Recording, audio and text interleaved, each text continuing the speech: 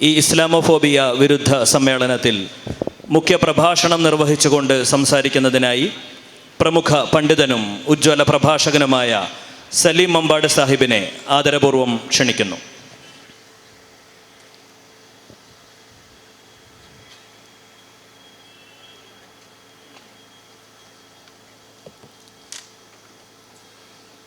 അസ്സലാമു അലൈക്കും വറഹ്മത്തുള്ളാഹി വബറകാതുഹു. അൽഹംദുലില്ലാഹി റബ്ബിൽ ആലമീൻ ഹംദൻ യുവാഫി നിഅമഹു വയുകാഫി മസീദ. അല്ലാഹുമ്മ സ്വല്ലി അലാ മുഹമ്മദിൻ വഅലാ ആലി മുഹമ്മദ് വഅലാ സായിരിൻ നബിയ്യീൻ വഅലാ ആലിഹി വസഹ്ബിഹി അജ്മഈൻ വമൻ തബിഅഹും ബിഇഹ്സാനിൻ ഇലാ യൗമിദ്ദീൻ. إن أريد إلا الإصلاح ما استطعت وما توفيقي إلا بالله عليه توكلت وإليه أنيب. رب اشرح لي صدري ويسر لي أمري واحلل عقدة من لساني يفقهوا قولي.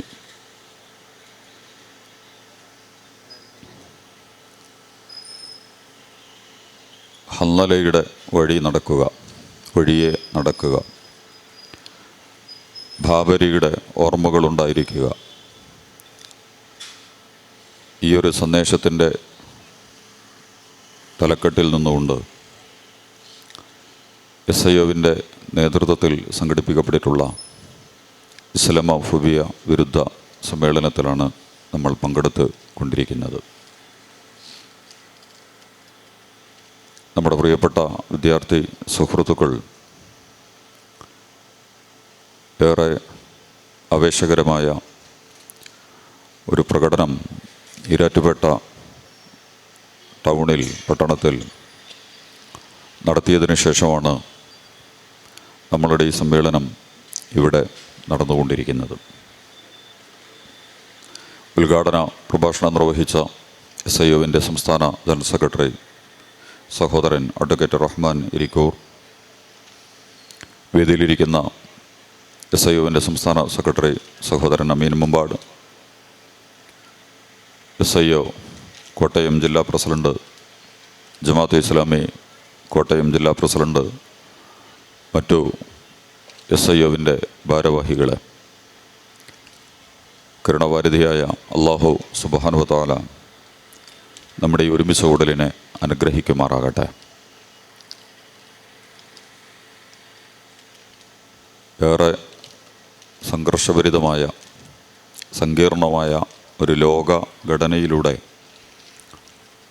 മുന്നോട്ട് പോയിക്കൊണ്ടിരിക്കുന്ന ലോകകർമ്മവും അനുഭവങ്ങളും സാഹചര്യങ്ങളുമൊക്കെയാണ് നമ്മുടെ മുമ്പിലുള്ളത്. ആരെയാണ് വിശ്വസിക്കേണ്ടത്? ആരെയാണ് സ്വീകരിക്കേണ്ടത്? ഏത് മതമാണ് സത്യം പറയുന്നത്? ഏത് രാഷ്ട്രീയ പ്രസ്ഥാനങ്ങളാണ് സത്യത്തെ പ്രതിനിധീകരിക്കുന്നത്? ഏത് ഉദ്യോഗസ്ഥ സംവിധാനങ്ങളാണ് നീതിക്കും നെറിക്കും വേണ്ടി നിലകൊള്ളുന്നത്? നമ്മുടെ മീഡിയ സംവിധാനങ്ങൾ മുതൽ കലാസാംസ്കാരിക കായിക മേഖലയടക്കമുള്ള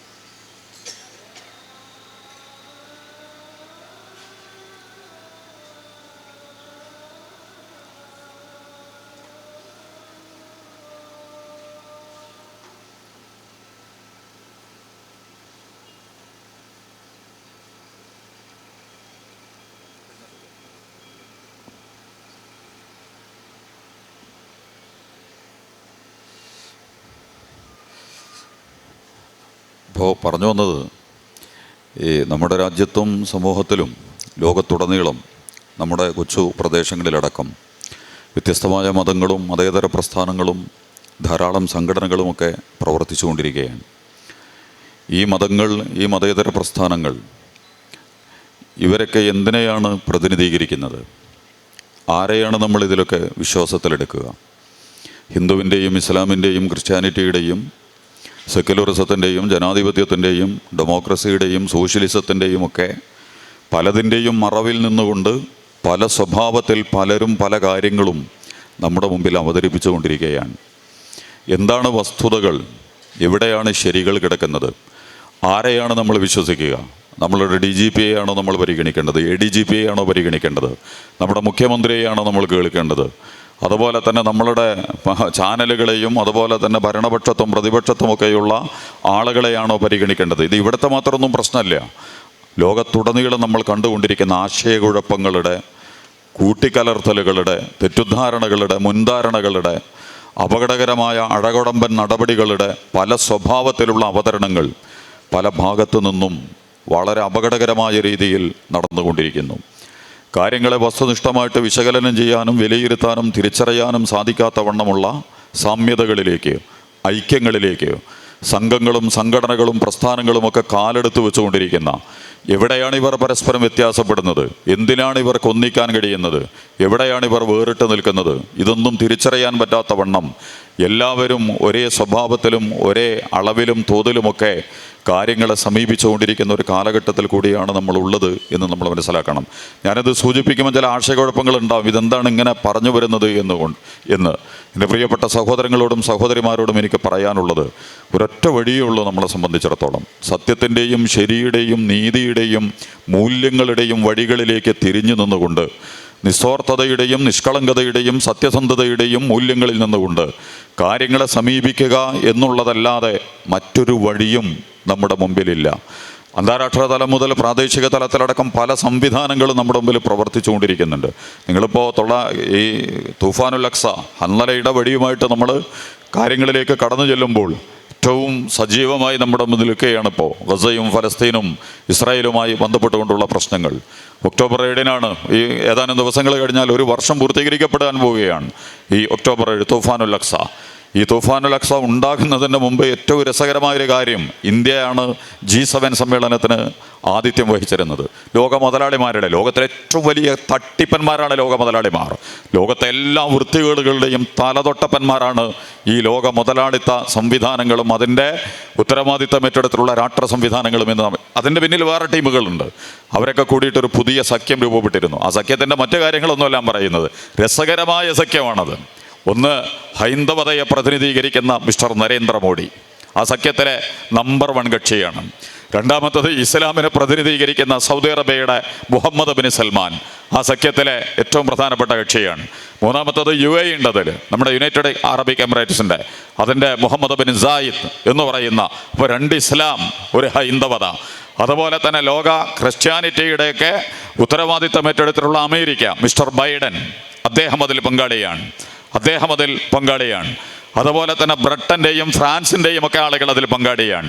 മൂന്നാമത്തത് യഹൂദ മതത്തെ പ്രതിനിധീകരിക്കുന്ന മിസ്റ്റർ ഇസ്രായേൽ, അവരും ആ കക്ഷിയിൽ, ആ സംഘത്തിൽ ചേരുകയാണ്. നിങ്ങൾ ആ കോമ്പിനേഷൻ എന്നെടുത്ത് പരിശോധിച്ച് നോക്കൂ. ലോകത്തിലെ ഏറ്റവും അവിശുദ്ധവും അപകടകരവുമായ രാഷ്ട്രീയ നേതൃത്വങ്ങളാണ് ഇവർ. അപകടകരമായ രീതിയിൽ സ്വന്തം ജനതകളെ ഇത്രമാത്രം അപകടകരമായ രീതിയിൽ കൈകാര്യം ചെയ്ത്, സ്വന്തം ജനത എന്ന് പറയുമ്പോൾ അമേരിക്കൻ ഭരണകൂടം എങ്ങനെ ചെയ്യുന്നു എന്നുള്ളതല്ല, അമേരിക്ക ലോകത്തോട് എന്താണ് ചെയ്തുകൊണ്ടിരിക്കുന്നത്. അമേരിക്കയുടെ കഴിഞ്ഞ ഇത്രയും വർഷത്തെ ചരിത്രമെടുത്ത് നമ്മളിപ്പോൾ അമേരിക്ക എന്ന് പറഞ്ഞപ്പോൾ അമേരിക്ക എന്ന് പറയും, ഇസ്രായേലാണ് അമേരിക്ക എന്ന് പറയുന്നത്. നിലനിൽക്കുന്ന ഇസ്രായേലിനേക്കാൾ ഏറ്റവും വലിയ ഇസ്രായേലാണ് അമേരിക്ക. ഈ ഇസ്രായേൽ പ്രതിസന്ധിയിലാകുമ്പോഴൊക്കെ തന്നെ ഈ ഇസ്രായേലിനെ കാത്തുരക്ഷിക്കേണ്ട രണ്ടാമത്തെ ഇസ്രായേലാണ് അമേരിക്ക എന്ന് പറയുന്നത്. അമേരിക്ക എന്ന് പറയുന്നത് ഇസ്രായേൽ തന്നെയാണ്. അമേരിക്ക ഇല്ലെങ്കിൽ നിലവിലുള്ള ഇസ്രായേൽ യഥാർത്ഥത്തിലില്ല. ഈ ഇസ്രായേലും അമേരിക്കയും സൗദി അറേബ്യയും UAEയും ഈജിപ്തും അതുപോലെ തന്നെ ഇന്ത്യയും ചേരുന്ന, ഇന്ത്യ എന്ന് പറഞ്ഞാൽ സംഘപരിവാർ മിസ്റ്റർ നരേന്ദ്രമോദി ചേരുന്ന ഏറ്റവും വലിയ ഇസ്ലാമുണ്ട്, ഹൈന്ദവതുണ്ട്, യഹൂദിസുണ്ട്, ക്രിസ്ത്യാനിറ്റി ഉണ്ട്. അമേരിക്ക ലോകത്തിന് ചെയ്തിട്ടുള്ള പുണ്യപ്രവർത്തനം എന്താ? അതിൻ്റെ ചരിത്രം നിങ്ങളൊന്ന് എടുത്ത് പരിശോധിച്ച് നോക്ക്.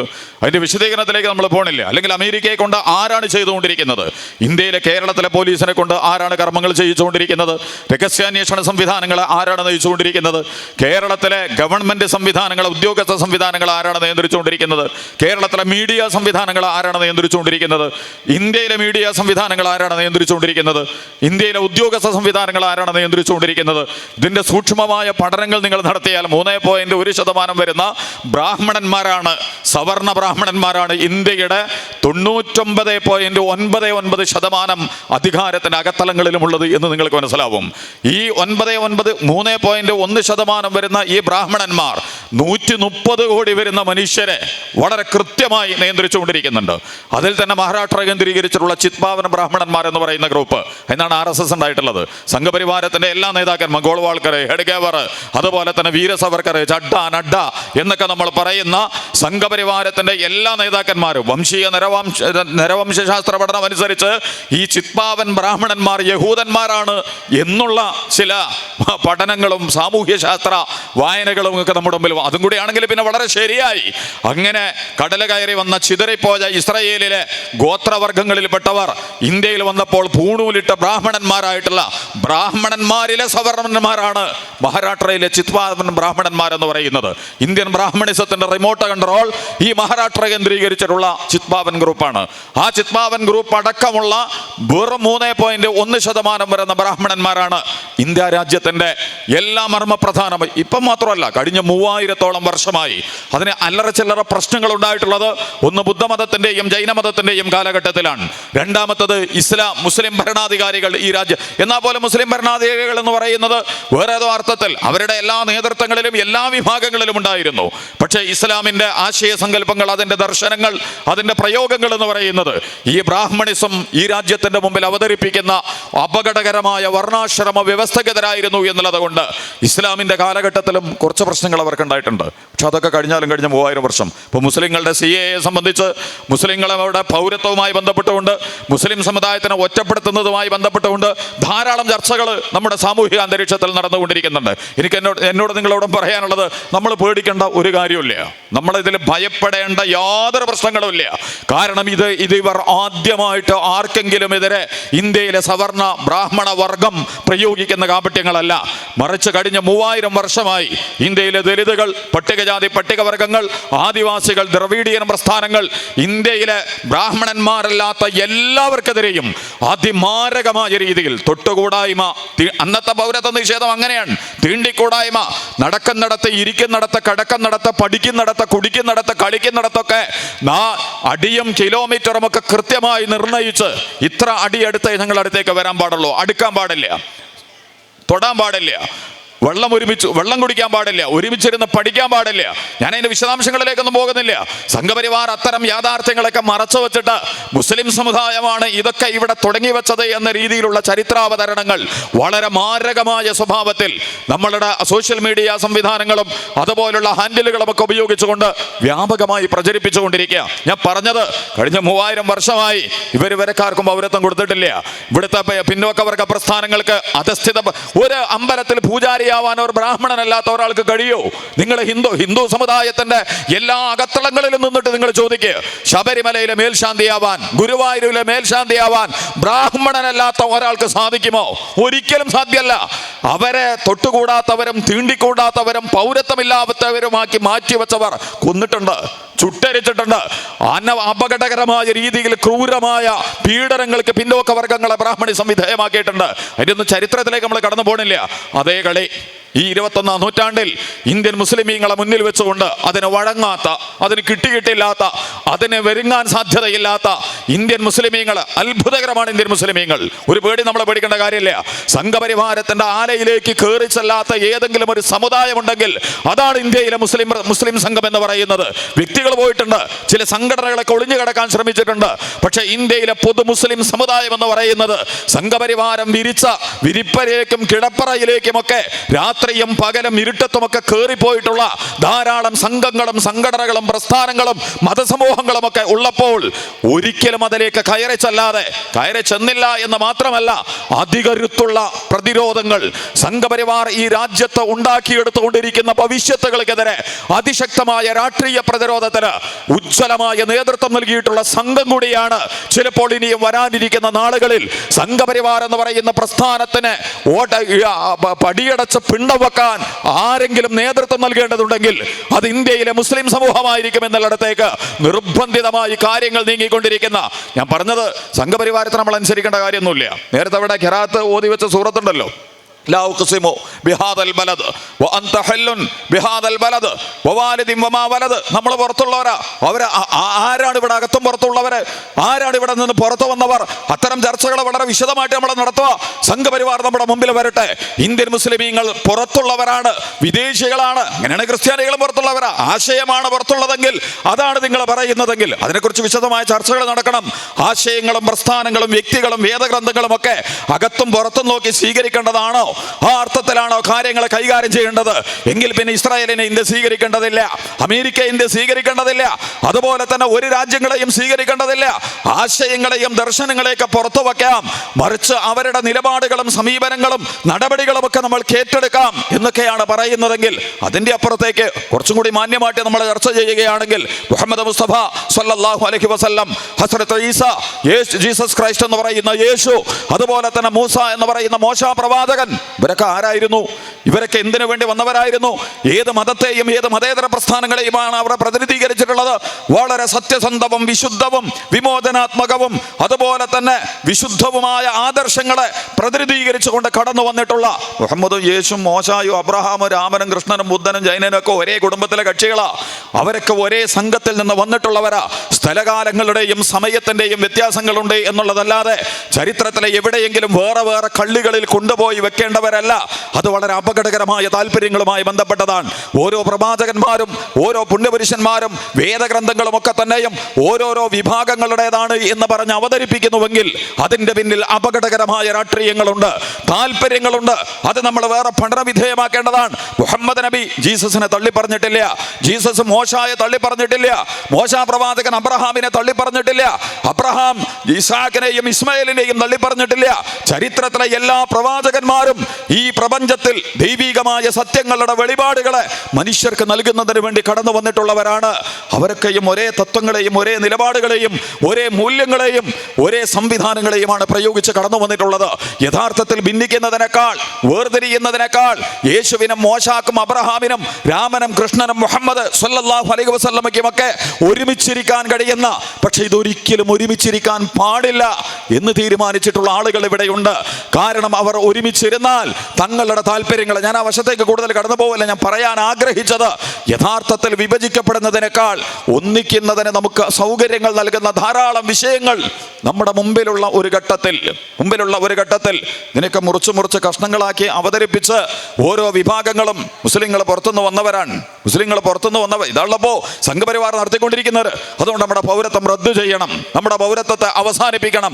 വളരെ ഭീകരമായ സ്വഭാവത്തിൽ അത് ആവിഷ്കരിക്കാനാണ്. ശരിക്കും സയനിസത്തിന്റെ പരിപാടിയാണത്. RSS തന്നെ പഠിച്ചാൽ നിങ്ങൾക്ക് മനസ്സിലാവുന്നത് സയനിസമായിട്ട് ബന്ധപ്പെട്ടതാ. അല്ലല പ്രതിഷേധിക്കുന്ന നാടുണ്ടല്ലോ, ഇസ്രായേൽ ഉണ്ടല്ലോ, ഫലസ്തീൻ. ആ ഫലസ്തീനിൽ നടക്കുന്ന ഇസ്രായേലിനെ നിങ്ങൾ പഠിച്ചാൽ ലോകത്തിലെ ഏറ്റവും അവിശുദ്ധവും അക്രമപരവും അധർമ്മപരവും അനീതിയിലും നിലനിൽക്കുന്ന ഏതെങ്കിലും ഒരു രാജ്യമുണ്ടെങ്കിൽ അതാണ് ഇസ്രായേൽ എന്ന് പറയുന്നത്. നിലനിൽക്കാൻ ഒരു ന്യായം അതിനില്ല. നിലനിൽക്കാൻ ഒരു ന്യായമില്ലാത്ത കള്ള രാജ്യമാണ് ഇസ്രായേൽ. ആരംഗീകരിച്ചാലും തരും, ഹമാസ് അതിന് അംഗീകരിക്കില്ല എന്ന് പറഞ്ഞിട്ടുണ്ട്. തത്വത്തിലെ ഡിപ്ലോമസിക്ക് വേണ്ടി അംഗീകരിക്കാം. കാരണം അവിടെ അവർ പറയണത്, ഈ ഹമാസ് പറയണ ഏറ്റവും ലളിതമായ ന്യായമുണ്ട്. എന്താണ് ഹമാസ് പറയണത്?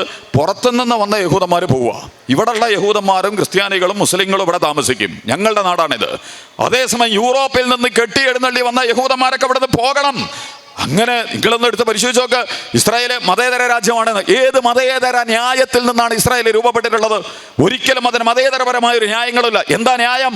വിശുദ്ധ വേദഗ്രന്ഥത്തിൽ ബൈബിളിൽ ഞങ്ങളുടെ തെരഞ്ഞെടുക്കപ്പെട്ട ജനതയ്ക്കുള്ള തെരഞ്ഞെടുക്കപ്പെട്ട രാജ്യമായി പ്രഖ്യാപിച്ചിട്ടുണ്ട് 4000 വർഷം മുമ്പ്, അല്ലെങ്കിൽ 3000 വർഷം. എൻ്റെ പ്രിയപ്പെട്ട സഹോദരന്മാരെ, 3000 വർഷം മുമ്പ് 4000 വർഷം മുമ്പൊക്കെ കിതാബിലെ വേദത്തില് ഇങ്ങനെ പറഞ്ഞിട്ടുണ്ട് എന്ന് പറഞ്ഞിട്ട് ഓരോ സമുദായങ്ങളും ജാതികളും ഓരോ പ്രദേശങ്ങൾ പിടിച്ചടക്കാനും കയ്യേറ്റം ചെയ്യാനൊക്കെ ഇറങ്ങി പുറപ്പെട്ടാൽ വേറെന്തെങ്കിലും ന്യായമുണ്ടോ?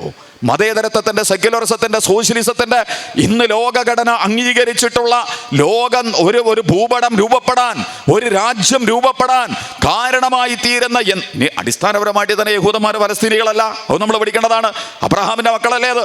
അബ്രഹാം ഇറാഖിയാണ്. അടിസ്ഥാനപരമായ അബ്രഹാം പ്രവാചകൻ ഇബ്രാഹിം നബി അലൈഹി സ്വലാത്തു വസ്സലാം ഇറാഖിയാണ്, ഫലസ്തീനിയല്ല.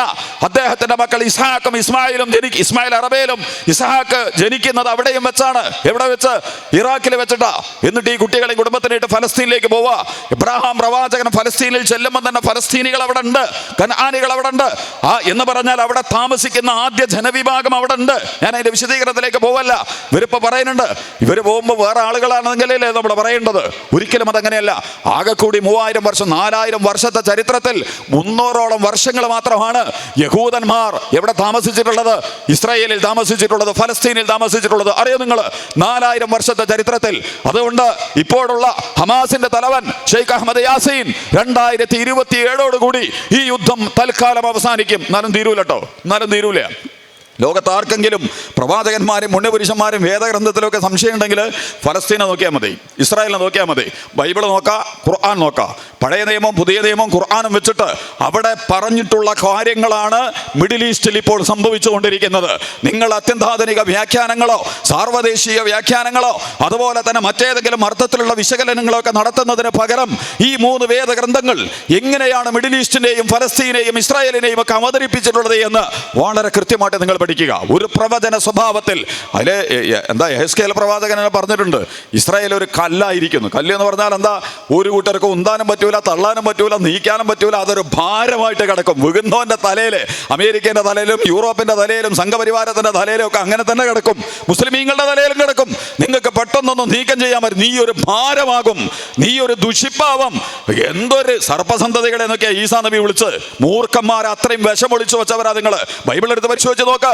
ഇസ്രായേൽ പൗരോഹിത്യത്തെ, അതിന്റെ കാപട്യങ്ങളെ, കള്ളത്തരങ്ങളെ, അശുദ്ധതകളെ, അക്രമങ്ങളെ, അനീതികളെ മഹാനായ പ്രവാചകൻ സൗമ്യതയുടെ, സ്നേഹത്തിന്റെ, കാരുണ്യത്തിന്റെ മൂർത്തിമൽഭാവമാണ് ജീസസ് ക്രൈസ്റ്റ്, ഈസാ നബി അലൈഹി സ്വലാത്തു വസ്സലാം. പക്ഷേ യഹൂദ പുരോഹിതന്മാരെ വിളിച്ചത് സർപ്പസന്തതികളെ, അണലികളെ. അതിനൊക്കെ കുറെ അർത്ഥങ്ങളുണ്ട്. ഞാൻ അതിന്റെ വിശദീകരണത്തിലേക്കൊന്നും പോകണില്ല.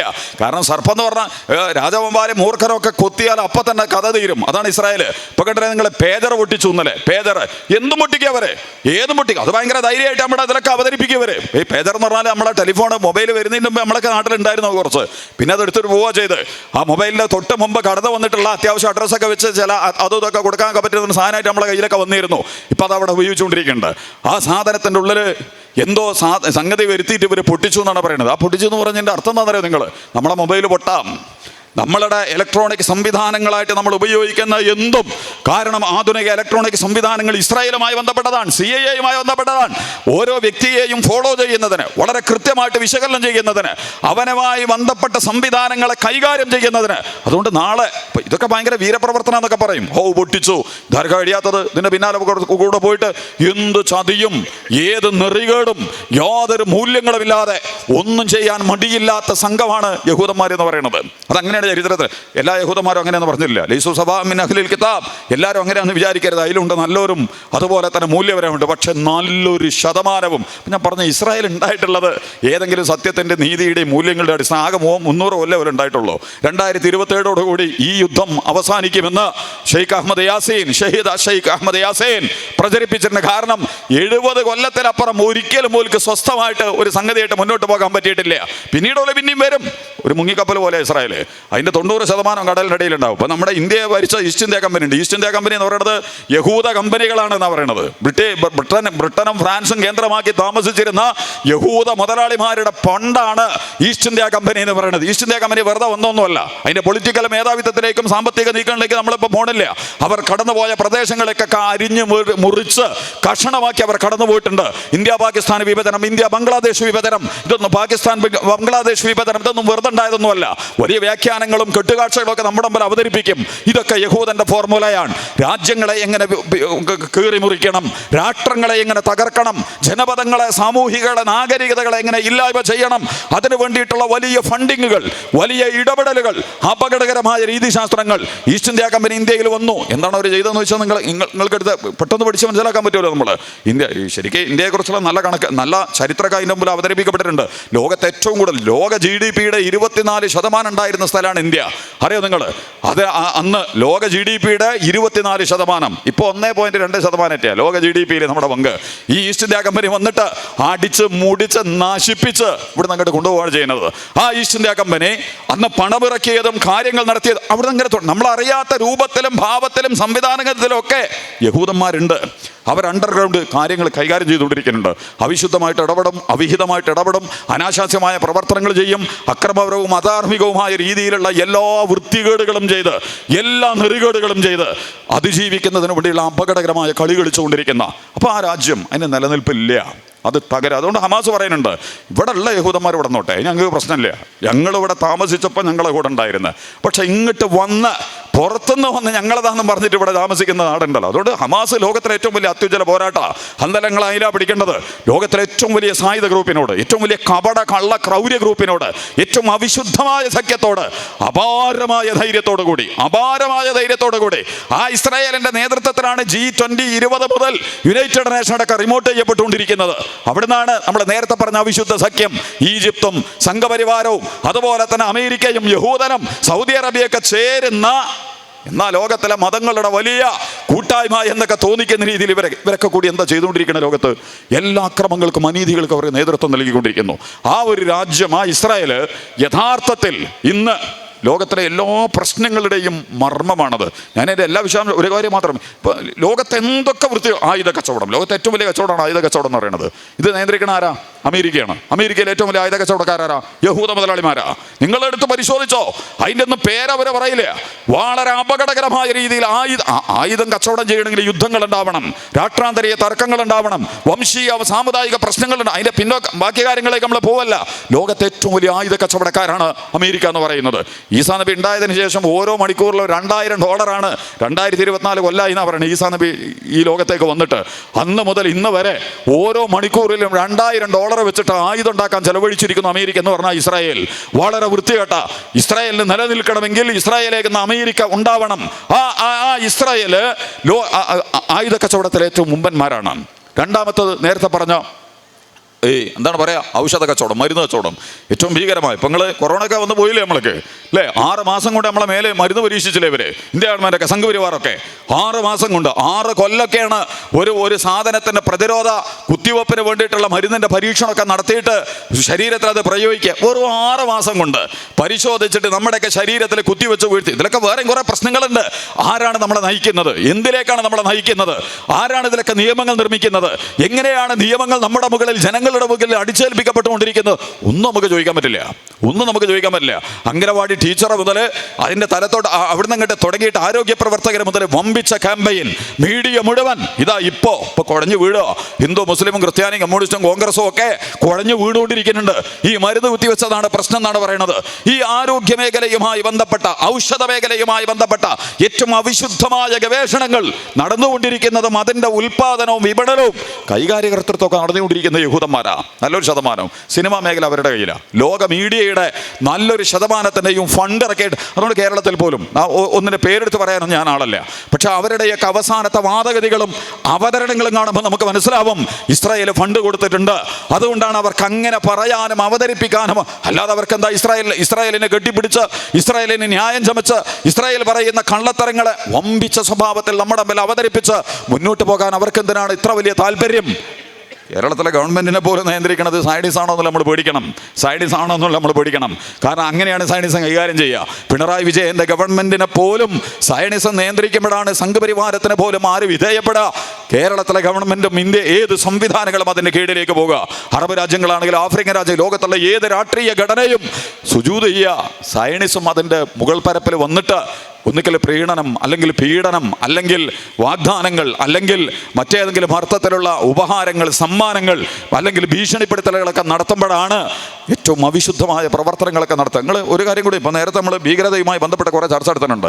ഇസ്ലാമിനെ കുറിച്ച് പറയുന്നത് ഇസ്ലാം ഭയങ്കര ഭീകരമാണെന്നല്ലോ. ഇസ്ലാം ഭീകരതയാണ്, മുസ്ലിങ്ങൾ ഭീകര. ഇപ്പോൾ ഇന്നടക്കം ഇപ്പോൾ ഈ ജയരാജൻ്റെ പ്രസ്താവനയൊക്കെ വന്നല്ലോ, ISSലേക്ക് റിക്രൂട്ട് ചെയ്യും. ഇതിൻ്റെ ഒന്ന് കണക്കൊക്കെ നിങ്ങളൊന്ന് കൃത്യമായിട്ട് പറയുകയാണെങ്കിൽ നമുക്ക് മനസ്സിലാവും.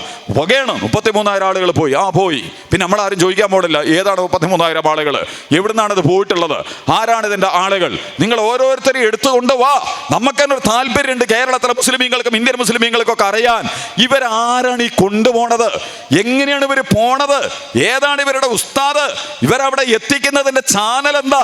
ഇതൊക്കെ ഒന്ന് പറഞ്ഞുകൊണ്ട് അവിടുത്തെ പോലീസുകാരെ ഞങ്ങൾക്ക് ഈ മുസ്ലിം ചെറുപ്പക്കാരെ കൊണ്ടുപോകുന്നതിൻ്റെ ഒന്ന് നമ്പർ ഇട്ടിട്ട് 1, 2, 3, 4 ഇങ്ങനെ ഇങ്ങനെ ഇങ്ങനെ ഇങ്ങനെ അങ്ങനെയാണ് അവർ അവിടെ എത്തിയത്. ഒരിക്കലും പറയില്ല. പോയി അവിടെ എത്തി, എന്നിട്ട് ബലാത്സംഗവും കൊലപാതകവും ഒക്കെ നടത്തി അവർ തിരിച്ചു വന്നു. ഭീകരന്മാർ എന്താണ് പറയാ. ഫലസ്തീനിൽ ഇത്രയും വലിയ പ്രശ്നങ്ങൾ നടക്കുമ്പോൾ ഒരു ISISനെയും കാണാനില്ല. അറിയോ നിങ്ങൾ? ആണോ ISIS യുദ്ധം ചെയ്യുന്നത് മുസ്ലിങ്ങളോടാണ്, അതല്ലാതെ ഇസ്രായേലിനോട് യുദ്ധം ചെയ്യുന്നില്ല, അമേരിക്കയോട് യുദ്ധം ചെയ്യുന്നില്ല. അൽ-ഖായിദ വരുന്നത് അങ്ങനെയാണ്.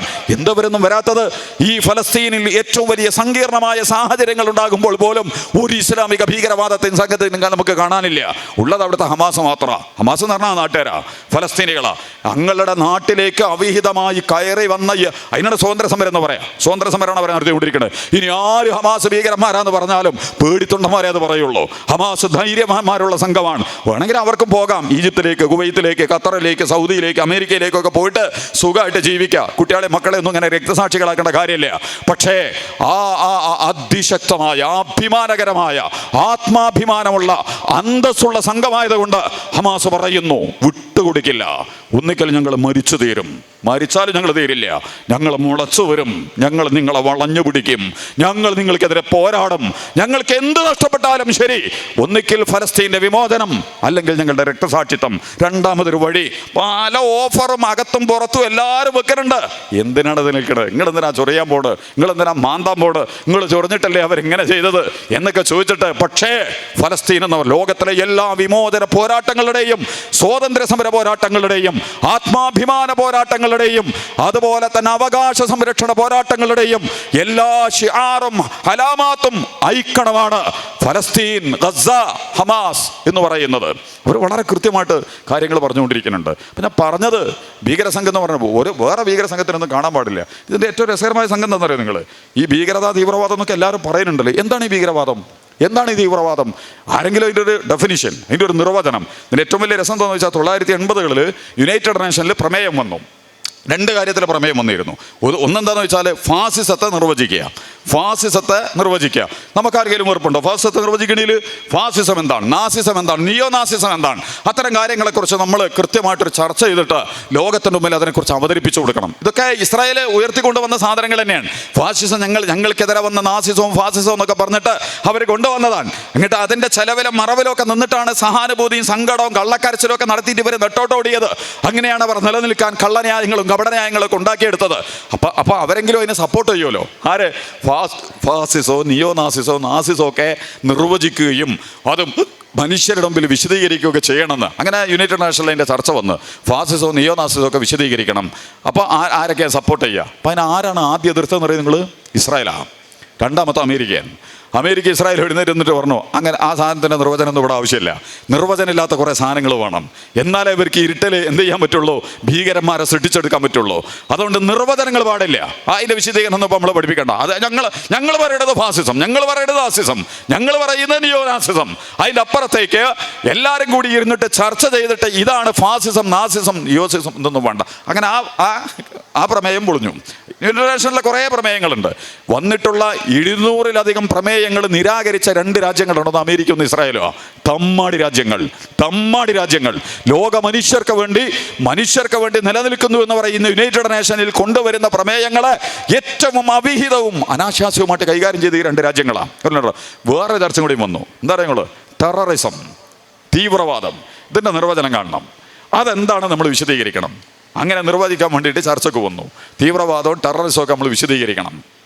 വന്നു നോക്കുമ്പോൾ ചർച്ചക്കെടുത്തപ്പോൾ ഇസ്രായേൽ പറഞ്ഞത് വേണ്ട, അതിൻ്റെ നിർവചനവും താരീഫൊന്നും നമ്മൾ പഠിപ്പിക്കേണ്ട കാര്യമില്ല, ഒരിക്കലും അതിൻ്റെ ആവശ്യമില്ല. മുടങ്ങി. യുണൈറ്റഡ് ഇന്ന് വരെ നിർവഹിച്ചിട്ടില്ല. അറിയോ നിങ്ങൾ, ഒരിക്കലും നിർവചിക്കപ്പെടാത്ത ഈ ഒരു സാധനം വെച്ചിട്ടാണ് ഭീകരവാദികളും തീവ്രവാദികളും അക്രമകാരികളുമാണ് ആര് എന്ന് പറഞ്ഞിട്ട്.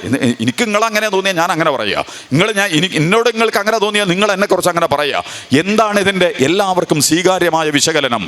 ഒരിക്കലും ഒരു സാധനം വന്നിട്ടില്ല എന്ന് പറഞ്ഞാൽ ഇതിൻ്റെ നിർവചനങ്ങാനും വന്നാൽ ആദ്യം കൊടുങ്ങ ഇസ്രായേലാ, പിന്നെ കൊടുങ്ങ അമേരിക്കയാ, അതുപോലെ തന്നെ അതിൻ്റെ പിന്നിൽ അണിനിരന്നിട്ടുള്ള യൂറോപ്യൻ രാജ്യങ്ങളാ. വളരെ വംശീയവും വർഗീയവും സാമുദായികവും ജാതീയവുമായി മനുഷ്യരെ കൊന്നുതള്ളുന്നതിന് വേണ്ടിയിട്ടുള്ള അന്താരാഷ്ട്ര യുദ്ധങ്ങൾ മുതൽ ഇപ്പോൾ നടക്കുന്ന അവിഹിതവും അനാശാസ്യവുമായ അക്രമ പ്രവർത്തനങ്ങളൊക്കെ നിർവഹിച്ചുകൊണ്ടിരിക്കുന്നത് ഒക്കെ ഒരാ. അതുകൊണ്ട് അത്തരം വ്യാഖ്യാനങ്ങളൊന്നും ആവശ്യം. ഇതിൻ്റെ മറവിൽ നിന്നിട്ട് ഇസ്ലാമിക ലോകത്തിനെയും മുസ്ലിം സമുദായത്തിനെയും ഇരുട്ടിൽ നിർത്തി കൈകാര്യം ചെയ്യാനുള്ള ശ്രമങ്ങൾ ഇപ്പം മീഡിയ അവരുടെ കയ്യിലാണ്, സിനിമ അവരുടെ കയ്യിലാണ്, അതുപോലെ തന്നെ സോഷ്യൽ മീഡിയ ഹാൻഡിലുകൾ മുഴുവൻ അവരുടെ കയ്യിലാണ്. നമുക്കൊന്നും അതിലൊന്നും ചെയ്യാൻ പോലും പറ്റൂല. ചിലപ്പോൾ ഞാൻ ശരിക്കും നിങ്ങൾ ആലോചിച്ച് നോക്കിയാൽ കാര്യകാരണ ബന്ധത്തിൻ്റെ അടിസ്ഥാനത്തിൽ ഈ കള്ളന്മാരെ, ഈ തമ്മാടികളെ, ഈ കപടന്മാരെ, നുണ പറയാൻ തീരുമാനിച്ച ഈ സംഘങ്ങളെ രാഷ്ട്രീയ ലാഭത്തിനും മതലാഭത്തിനും അതുപോലെ തന്നെ അല്ലറ ചില്ലറ സാമ്പത്തിക ലാഭങ്ങൾക്കൊക്കെ വേണ്ടിയിട്ട് ഒരു നേരും നെറിയുമില്ലാത്ത വണ്ണം ഏറ്റവും അവിഹിതമായ കാര്യങ്ങൾ പറയാൻ തീരുമാനിച്ച ഒരു മനുഷ്യനെ, ഒരു പ്രസ്ഥാനത്തെ, ഒരു സംഘത്തെ, ഒരു രാജ്യത്തേക്ക് എങ്ങനെ നമ്മൾ നേരിടുക? അവിടെ വെച്ചിട്ട് ചിലപ്പോൾ നമ്മൾ അള്ളാഹിനോട് പറയേണ്ടി വരും, ദൈവത്തോട് പറയേണ്ടി വരും, ഈശ്വരനോട് പറയേണ്ടി വരും, കർത്താവിനോട് പറയല്ലാതെ വേറെ വഴിയൊന്നുമില്ല. അതും വിശുദ്ധ നമ്മുടെ മുമ്പിൽ വെച്ചിട്ടുണ്ട്. ഞാൻ പറയാൻ ആഗ്രഹിച്ചത് നമ്മൾ ഭയപ്പെടുകയും നിസ്സഹായരാവുകയും നിരാശരാവേണ്ട ഒരു കാര്യം നമ്മുടെ മുമ്പിലില്ല. അല്ല നമ്മളോട് പറയുന്ന വർത്താനുണ്ട്, അതല്ല ഹാദൽ ബലദ്, ഈ നാട്ടിനെ കൊണ്ട് ഞാൻ സത്യം ചെയ്യുന്നു. ഈ നാടെന്ന് പറഞ്ഞാൽ മക്കനെ കുറിച്ചാണ് പറഞ്ഞത്. പിന്നെ നാടായിരുന്നു അത്. നിങ്ങളോട് ഈരാറ്റുപേട്ടയെ കുറിച്ചാണ് ഈ സത്യം ചെയ്യണത്. ഇനി പോലീസല്ല, RSS അല്ല, രഹസ്യാന്വേഷണം അല്ല, ഇന്റലിജൻസ് അല്ല, കാരണം ഇതൊക്കെ റിമോട്ട് ചെയ്തത് RSSഉം സിയോണിസമാണ്. അവർ കൊടുക്കുന്ന കൽപ്പനകൾക്കനുസരിച്ചാണ് അതിൻ്റെ ടെർമിനോളജികളും അതിൻ്റെ നിർവചനങ്ങളും. ആരാണ് തീവ്രവാദി, ആരാണ് ഭീകരവാദി? കാരണം ഇസ്രായേലിനെ തടിരക്ഷിക്കാൻ പറ്റിയ കോലത്തിലാണ് അതിൻ്റെ എല്ലാ താരീഫുകളും അവരുണ്ടാക്കിയെടുത്തിട്ടുള്ളത്, അതിൻ്റെ നിർവചനങ്ങൾ അവരുണ്ടാക്കിയെടുത്തിട്ടുള്ളത്. അതിൻ്റെ വിശദാംശങ്ങളിലേക്ക് നമ്മളിപ്പോൾ പോകണില്ല. അതവർ യുണൈറ്റഡ് നേഷൻ മുഖേന ലോക പോലീസുകളെയും ജുഡീഷ്യറിയും ഒക്കെ പഠിപ്പിക്കും. അതിനുവേണ്ടി കള്ളപ്പണി എടുക്കുന്ന ADGP അജിത് കുമാറിനെ പോലത്തെ കപടന്മാർ ഉദ്യോഗസ്ഥന്മാരുടെ നമ്മളുടെ ജനങ്ങളുടെ ചെലവിൽ ജീവിച്ച് സകല അവിശുദ്ധ അനാശാസ സംഘങ്ങൾക്കും അണ്ടർഗ്രൗണ്ടിൽ വർക്ക് ചെയ്യുന്ന സംഘങ്ങളായി വളരെ സുന്ദരമായിട്ട് ഒരു നിയമങ്ങൾ കൊണ്ടുവരും. അങ്ങനെയാണ് മലപ്പുറം ജില്ലയിൽ ഈരാറ്റുപേട്ടയും പെരുമ്പാവൂരും മുസഫർ നഗറും അതുപോലെ തന്നെ ഹസൻഗണ്ടും ഷാഹീൻബാഗും ഹൈദരാബാദും അഹമ്മദാബാദും ഒക്കെ എന്ത് ചെയ്യുക? ഭീകരന്മാർ വങ്ങി താമസിക്കുന്ന പ്രദേശങ്ങളാണ്.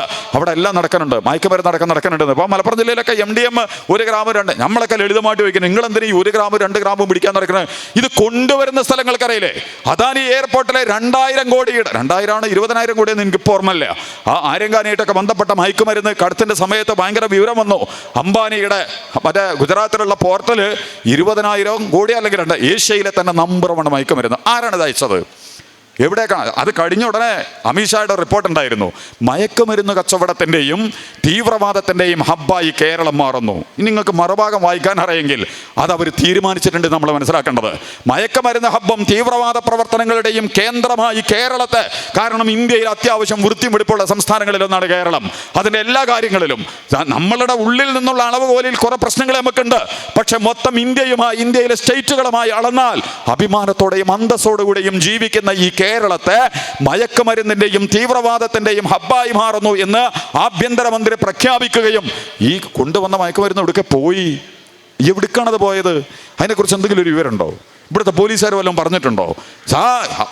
സംഘപരിവാരത്തിന്റെ സഹയാത്രികനായ അദാനിയുടെ പോർട്ടിൽ വന്ന മയക്കുമരുന്ന് ഞാൻ ഉറച്ചു വിശ്വസിക്കുന്നുണ്ട് കേരളത്തിൽ ഒഴുകുന്നത് പോലും.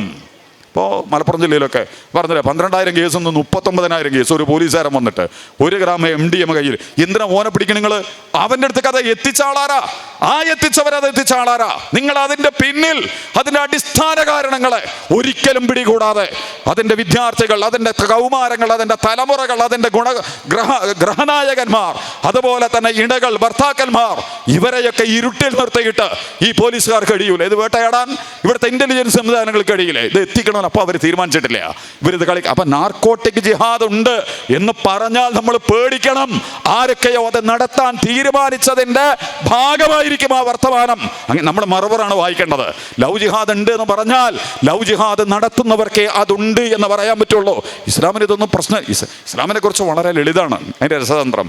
മയക്കുമരുന്ന് ഉപയോഗിക്കാൻ പറ്റില്ല, ലഹരി ഉപയോഗിക്കാൻ പറ്റില്ല, അന്യ പെണ്ണിനെ, ഒരു മുസ്ലിം പെണ്ണിനെ തന്നെ വെറുതെ നോക്കാൻ പറ്റൂല. എന്നിട്ട് പിന്നെ ഇവർ പറയാം ഏത് പെണ്ണിനെയും പ്രേമിച്ച് കല്യാണം കഴിച്ച് അങ്ങോട്ട് കൊണ്ടുപോയി ഇങ്ങോട്ട്. ഇത് ആരോടെ ഈ പറയുന്നത്? ഏത് ഇസ്ലാമാണത്? എവിടുന്ന് ആരാണ് ഇതൊക്കെ പഠിപ്പിക്കുന്നത്? ഇങ്ങനത്തെ ഒരു ഇസ്ലാം സ്പ്രെഡ് ചെയ്യുന്നത് ഇസ്ലാമിക പണ്ഡിതന്മാരോ സംഘടനകളോ ആണോ? നിങ്ങൾ ഈ പോയവരൊന്ന് വിളിച്ചുകൊണ്ട് വന്ന് ഞങ്ങളൊക്കെ മുമ്പിൽ ഹാജരാക്ക്, ഞങ്ങളൊന്ന് അറിയട്ടെ.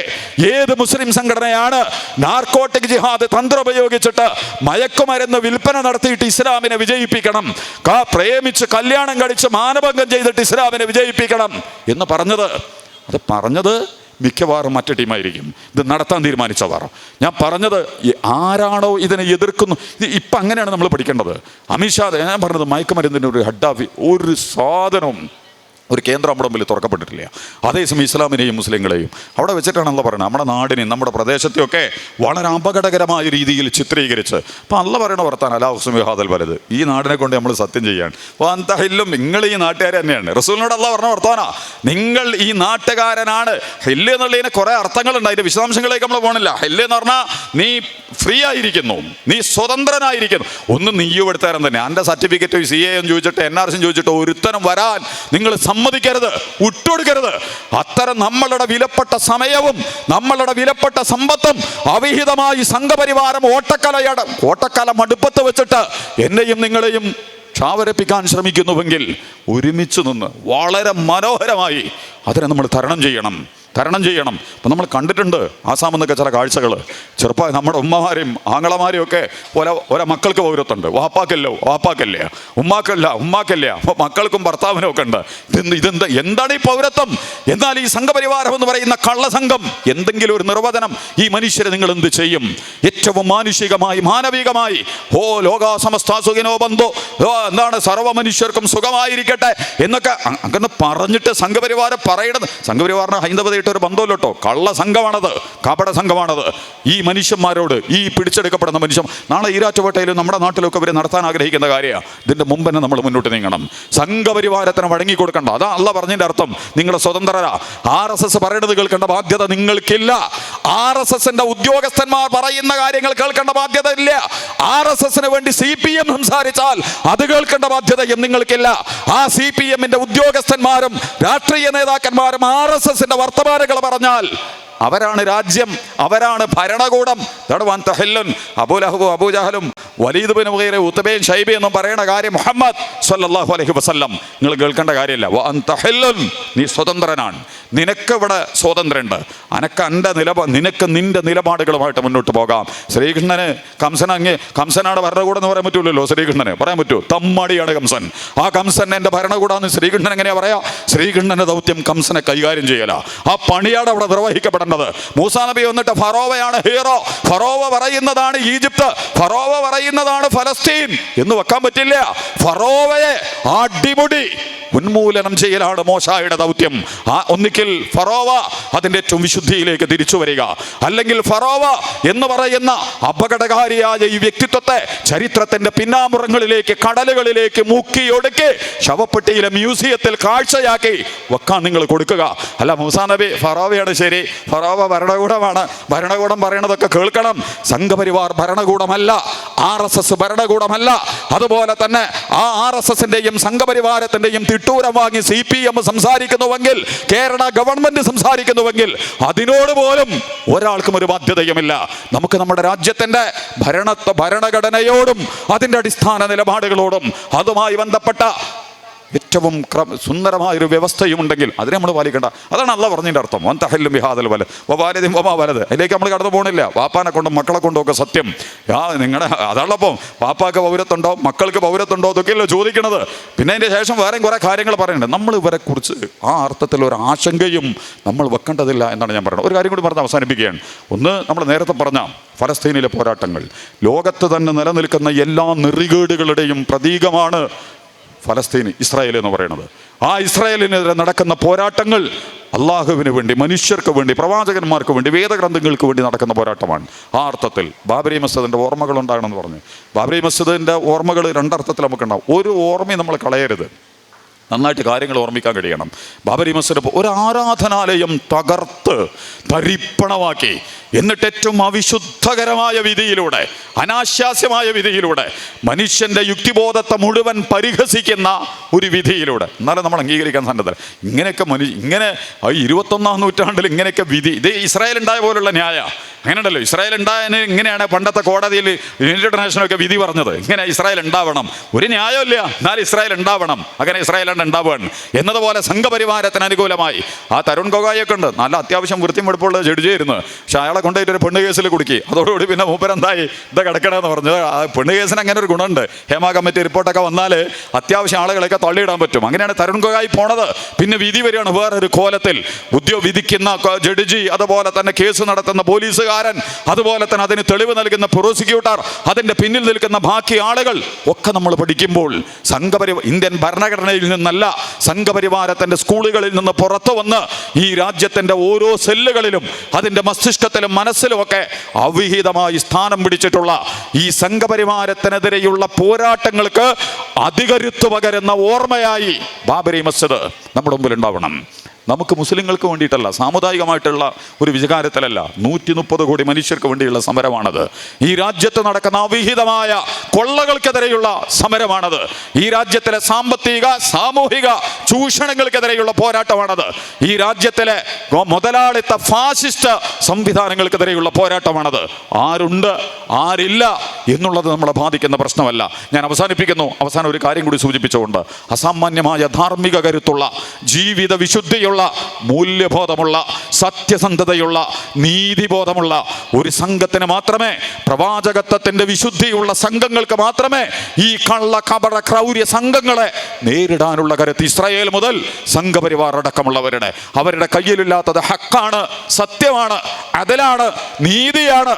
അവരുടെ കയ്യിലുള്ളത് ഒന്നും, എല്ലാം അവിശുദ്ധതയും അനാശാസ്യതകളും അക്രമങ്ങളും അധാർമിക പ്രവർത്തകളും അനീതിയും കൊണ്ട് നിറഞ്ഞ ഈ സംഘത്തെ വിശുദ്ധി കൊണ്ടും മൂല്യം കൊണ്ടും നന്മകൾ കൊണ്ടും സത്യസന്ധത കൊണ്ടും ത്യാഗങ്ങൾ കൊണ്ടും ദയ കൊണ്ടും കാരുണ്യം കൊണ്ടുമൊക്കെയുള്ള പുതിയ ഒരു വീക്ഷണത്തിലൂടെ അതിനെ അഭിമുഖീകരിക്കാനും അതിജീവിക്കാനുമുള്ള കരുത്ത് ഇന്ത്യയിലെ മുസ്ലിമീങ്ങൾക്ക്, നമ്മളിലൂടെ ഇന്ത്യയിലെ പൊതുസമൂഹത്തിന് പകർന്നു നൽകുക എന്ന് പറയുന്ന അത്യുജ്വലമായ 2 സന്ദേശങ്ങളെ ഹൻലലയുടെ വഴിയും ബാബരി മസ്ജിദിൻ്റെ ഓർമ്മകളുമൊക്കെ നമ്മളിലേക്ക് സന്നിവേശിപ്പിച്ചുകൊണ്ട് SIO സംഘടിപ്പിച്ച ഈ സമ്മേളനത്തിന് എല്ലാവിധ ഭാവുകങ്ങളും സന്തോഷങ്ങളും അറിയിച്ചുകൊണ്ട് അല്ലാഹു സുബ്ഹാനഹു വ തആല നമ്മുടെ ഈ ഒരുമിച്ച് കൂടലിനെ നമ്മൾക്ക് ഇതിനേക്കാൾ വലിയ ദൗത്യങ്ങൾ ഏറ്റെടുക്കുന്നതിനുള്ള കരുത്ത് പകരുന്ന ഒരു ഒരുമിച്ച് കൂടലായി ഇതിനെ അല്ലാഹു സുബ്ഹാനഹു വ തആല നമുക്ക് നൽകി അനുഗ്രഹിക്കുമാറാകട്ടെ എന്ന് പ്രാർത്ഥിച്ചുകൊണ്ട് ഞാൻ അവസാനിപ്പിക്കുന്നു.